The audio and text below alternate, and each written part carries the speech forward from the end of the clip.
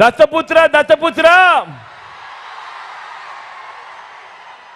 దత్తపుత్ర దత్తపుత్ర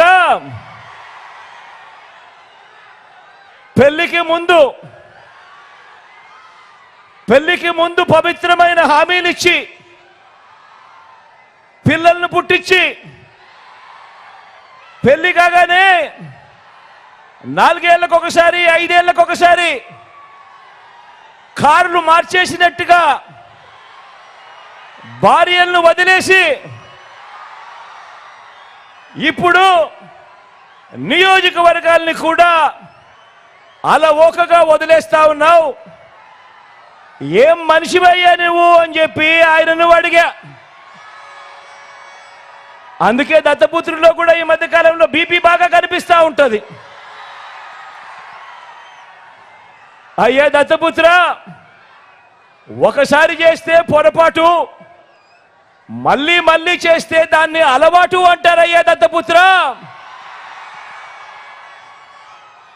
పవిత్రమైన సాంప్రదాయాన్ని నడి రోడ్డు మీదకి తీసుకురావడము, ఆడవాళ్ళ జీవితాలను చులకనగా చూపించడము ఘోరమైన తప్పు కాదా అని అడుగుతా ఉన్నాను. ఇది నేను అడిగితే తప్పు అట. నిన్ను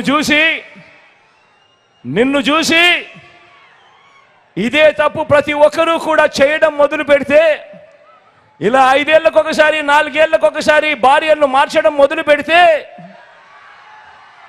అక్క చెల్లెమ్మల బ్రతుకులేం కావాలి అని కనీసం ఆలోచన కూడా చేయని ఈ పెద్ద మనిషిని నువ్వు చేస్తా ఉన్నది తప్పు కదయ్యా అని అంటే చాలు, ఆ పెద్ద మనిషిలో కూడా బీపీ విపరీతంగా పెరిగిపోతుంది.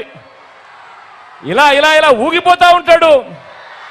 చేతులు ఊపేస్తాడు, కాళ్ళు ఊపేస్తాడు, తల ఊపేస్తాడు, అన్ని ఊపేస్తాడు. ఆయన బీపీని అసలు తట్టుకోలేము.